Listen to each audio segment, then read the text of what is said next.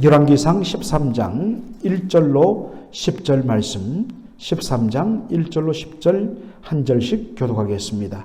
때에 하나님의 사람이 여호와의 말씀으로 인하여 유다에서부터 베델에 이르니 마침 여로보암이 단 곁에 서서 분향하는지라. 하나님의 사람이 단을 향하여 여호와의 말씀으로 외쳐 가로되 다나 다나 여호와께서 말씀하시기를 다윗의 집에 요시아라 이름하는 아들을 낳으리니 저가 내 위에 분향하는 산당 제사장을 내 위에 제사할 것이요 또 사람의 뼈를 내 위에 사르리라 하셨느니라 하고 그날에 저가 예조를 들어 가로되 이는 여호와의 말씀하신 예조라. 단이 갈라지며 그 위에 있는 재가 쏟아지리라 하매 여호와 여로보암 왕이 하나님의 사람의 베델에 있는 단을 향하여 외쳐 말함을 들을 때에 단에서 손을 펴며 저를 잡으라 하더라. 저를 향하여 편 손이 말라 다시 거두지 못하며 하나님의 사람의 여호와의 말씀으로 보인 예조대로 단이 갈라지며 제가 단 위에 쏟아진지라. 왕이 하나님의 사람에게 말하여 가로되 청컨대 너는 나를 위하여 내 하나님 여호와께 은혜를 구하여 내 손으로 다시 성하게 기도하라. 하나님의 사람이 여호와께 은혜를 구하니 왕의 손이 다시 성하여 전과 같이 되니라. 왕이 하나님의 사람에게 이르되 나와 함께 집에 가서 몸을 쉬라. 내가 내게 예물을 주리라. 하나님의 사람이 왕께 대답하되 왕께서 왕의 집 절반으로 내게 준다 할지라도 나는 왕과 함께 들어가지도 아니하고 이곳에서는 떡도 먹지 아니하고 물도 마시지 아니하리니 이는 곧 여호와의 말씀이 내게 명하여 이르시기를 떡도 먹지 말며 물도 마시지 말고 왔던 길로 돌아가지도 말라 하셨음이니이다 하고 다같이요 이에 다른 길로 가고 자기가 베델에 오던 길로 조차 돌아가지 아니하니라. 하나님의 말씀입니다. 오늘 저는 열왕기상 13장 1절로 10절을 본문으로 회복된 손, 여전히 마비된 마음이라는 제목으로 말씀을 전하고자 합니다. 어제 본문에서 저희들은 이스라엘이 남북으로 분단되고 새롭게 세워진 북왕국의 여로보암 왕이 자신의 왕권을 지키기 위하여서 금송아지 우상을 만들어 숭배한 것을 보았습니다. 새롭게 왕이 된 여로보암의 마음속에 어떤 두려움이 생깁니까? 백성들이 1년에 3번씩 율법을 따라서 예루살렘 성전에 가서 절기를 지키는데 예루살렘에 자꾸만 가다 보면 옛날 그래도 다윗 왕 때 참 좋았는데 그래도 비록 부족하지만 다윗 왕의 후손인데 자꾸만 사람의 마음이 끌리게 되어 있다는 것입니다. 그렇게 되면 어느 날 나를 죽이고 이 왕권을 다시 다윗의 집으로 넘기겠다라는 두려움이 생겼습니다. 그래서 이것을 막고 백성들의 마음을 흐트러지지 않도록 고안해내는 것이 바로 단과 베델의 금송아지 우상을 만들어 숭배하는 것이었습니다. 오늘 본문은 바로 여로보암 왕이 자신이 직접 금송아지 우상 섬기는 장면을 보여줍니다.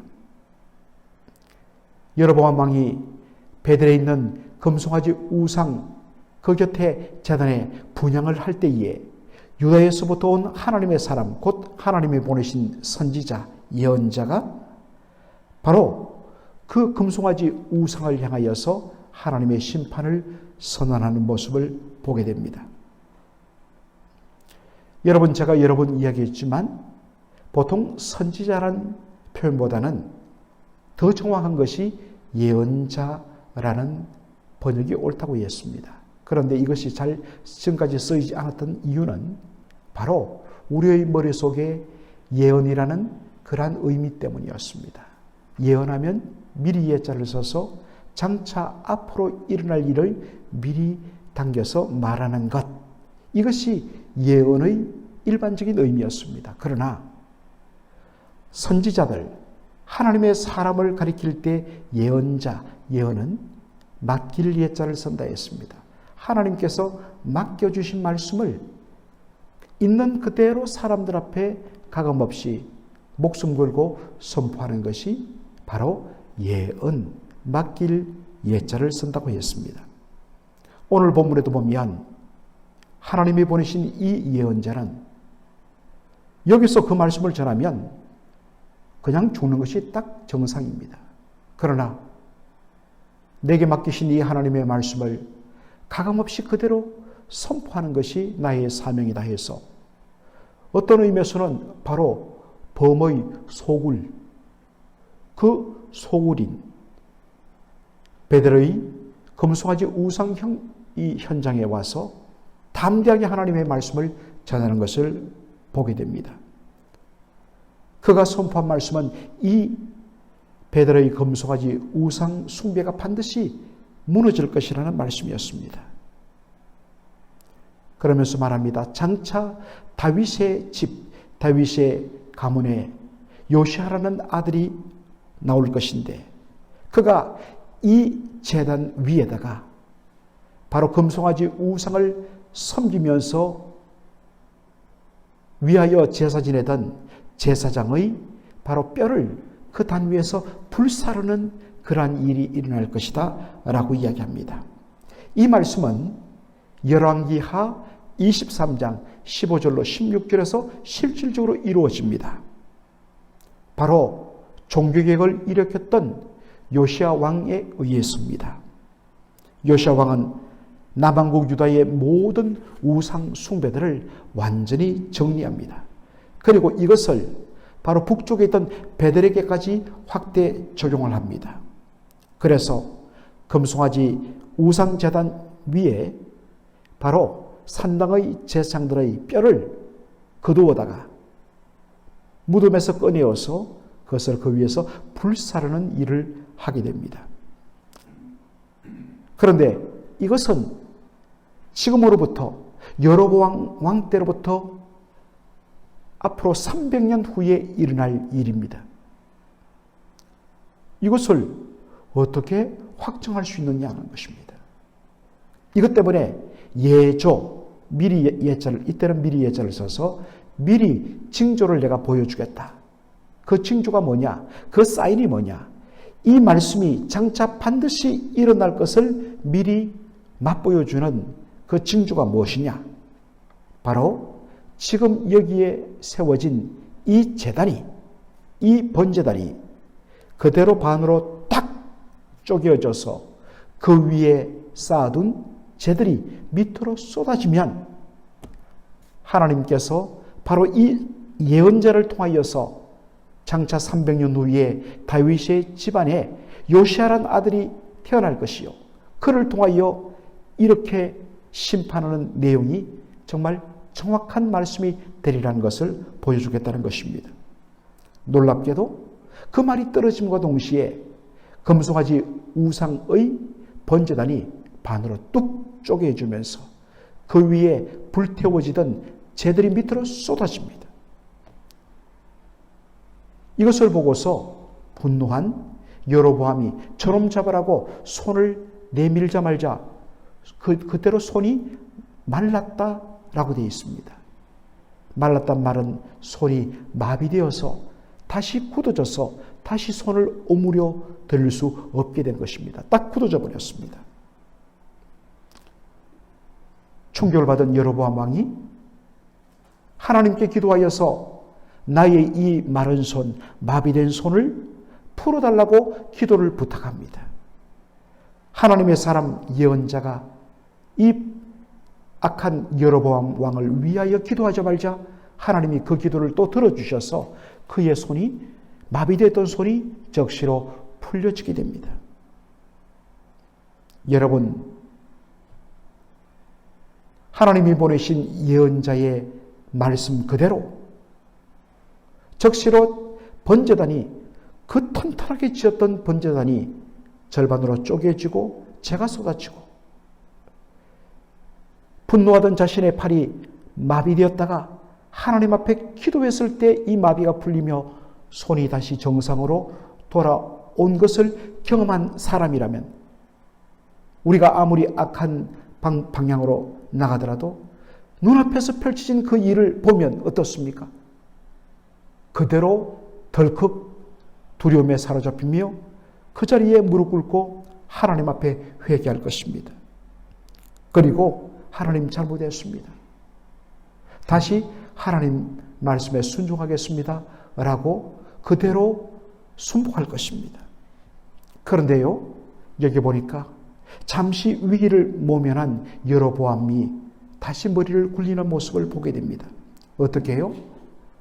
그 심판을 선포한 하나님의 사람 예언자를 자신의 왕궁으로 데려가서 내가 당신을 마음껏 대접하고 또 돌아갈 때에 넉넉하게 선물도 안겨드리겠다. 나와 함께 내 왕궁으로 가자라고 말을 합니다. 얼핏 보면 자신의 팔을 고쳐준 이 예언자에 대한 감사와 보답의 차원으로 볼 수 있습니다. 그런 차원이라면 이것은 귀한 일이지요. 그러나 그런 것이 아니었습니다. 사실 그 마음 깊은 곳에서는 어떻게 하든 이 예언자의 마음을 회유하여서 최종적으로 그가 선포한 이 말씀을 바로 취소시키려는, 그것을 위하여 물질로 그의 마음을 그렇게 돌리려는 그러한 의도였던 것입니다. 이에 대하여 하나님의 사람이 여로보암 왕의 그 제안을 단호하게 거절합니다. 그러면서 말합니다. 왕의 재산을 절반이나 떼어서 나에게 준다 할지라도 나는 왕의 말을 따르지 않겠다. 왜? 하나님께서 이미 나에게 하신 말씀이 있기 때문에 너는 이 말씀을 선포한 뒤에 그 땅에서 밥 한 공기, 물 한 그릇이라도 마시지 말고 적시로 왔던 길로도 가지 말고 다른 길로 돌아서 다시 너의 유다의 집으로 돌아가라. 하나님 말씀하셨기 때문입니다. 그러므로 저는 하나님의 말씀을 순종합니다. 여러분, 여로보암 왕이 몰랐던 것이 무엇입니까? 예언자의 마음을 회유하여서 그가 하나님의 말씀을 달리 축복이, 심판이 아닌 축복의 말씀을 선포했다? 그러면 하나님의 저주의 말씀, 심판의 말씀이 축복의 말씀으로 바뀌느냐? 그렇지 않다는 것입니다. 혹시 물질의 눈이 어두워서 거기에 혹하여서 많은 선물을 받고서 하나님 이전에 했던 말씀은 취소입니다. 하나님의 복이 임할 줄로 믿습니다. 그렇게 선포했다고 하나님도 어쩔 수 없지 그러실 분인가? 그렇지 않다는 것입니다. 하나님은 당신의 말씀 그대로 이루시는 분입니다. 인간의 술수로 하나님의 말씀을 바꿀 수는 없는 것입니다. 진정 살 길은 오직 하나, 회개하고 그 악한 길을 떠나서 하나님께 돌아가는 것이 유일한 살 길인데 그 분명한 길을 놔두고서 인간적인 방법으로 이 자신의 어떤 죄악의 길을 포기하지 않기 위해서 몸부림치는 여로보암의 모습, 이것이 우리의 모습이 아닌지, 살 길은 오직 하나, 이전에 지었던 그 죄악된 길에서 회개하고 돌아서는 것, 이것이 유일한 살 길입니다. 여로보암은 손은 회복되었지만 그의 마비된 마음은, 굳어진 마음은 여전히 그 상태로 있었다는 것입니다. 이것이 가장 불쌍한 것입니다. 차라리 어떤 의미에서는 물론 그것도 고통스럽지만 차라리 마비된 손 때문에 더욱더 하나님의 은혜를 구하며 불쌍히 여겨달라고 하는 그것이 어떤 면에서는 더 복된 일이 아니겠습니까? 손은 마비에서 풀렸는데 마음은 여전히 뒤틀리고 굳어져 계속적으로 죄악된 길에 서 있고 삶을 산다면 이것만큼 더 불행한 일은 어디 있겠습니까? 오늘 이 말씀을 보면서 우리의 마음은 어떤가? 하나님의 말씀 앞에 언제나 그 말씀을 받아들일 수 있는 열린 마음이 되어 있지는 않는가? 하나님 앞에 주여 우리의 마음이 열려 주의 말씀에 반응하고 주의 말씀을 받아들이는 그러한 복된 마음 되게 하여 주시옵소서라고 기도하는 저와 여러분 되기를 주의 이름으로 축원합니다. 아멘. 살아계신 우리 아버지 하나님, 은혜와 사랑을 감사드립니다. 오늘 저희들 열왕기상 13장 1절로 10절의 말씀을 통하여서 하나님께서 미리 징조를 통하여서 하나님의 심판의 말씀이 확실함을 눈앞에서 보여주고 마비된 손을 그 자리에서 기도하여 직접 풀어줌을 통하여서 하나님의 살아계심과 하나님의 말씀이 분명함을 발견하고 적시로 하나님 앞에 무릎 꿇으며 하나님 앞에 엎드리며 회개하며 용서를 구하며 악한 길에서 떠난 것이 유일한 소망이요 유일한 살 길인데도 그 잠시 위기를 벗어나자 여전히 굳어지고 뒤틀린 마음으로 인간적인 꾀로 이 심판의 말씀을 그저 한번 돌이켜보려고 몸부림치는 여전히 회개하지 않고 여전히 악한 길에 서 있는 여로보암의 참으로 그 패역한 심령을 저희들이 봅니다. 아버지 하나님, 혹시 우리 안에는 하나님께서 여러 가지로 징조를 보여주시고 사인을 보여주시는데도 불구하고 하나님 아버지 우리의 생각대로 고집하는 부분이 없습니까? 아버지 하나님, 우리의 이 마비된 마음이 주께 완전히 풀리고 열린 마음이 되어서 하나님 아버지 오직 살 길은 하나, 주님 앞에 결단하며 주의 말씀 앞에 엎드리는 것, 이것이 유일한 살 길임을 발견하는 저희들 되게 하여 주시옵소서. 아버지 하나님이여, 또 한 주간을 마무리하면서 오늘 우리에게 주어진 모든 일들을 주의 영광을 위하여 힘있게 하여 주시오며 우리가 만나는 모든 현장 속에서 대하는 사람들마다 우리의 얼굴에 나타난 하나님의 영광을 아는 빛을 통하여서 우리가 이 땅에서 가지고 있는 유일한 소망이 무엇임을 보여주며 수많은 영혼들에게 그리스도의 영광을 드러내는 성도의 복된 삶 되게 하여 주시옵소서. 예수님의 이름으로 기도하옵나이다. 아멘.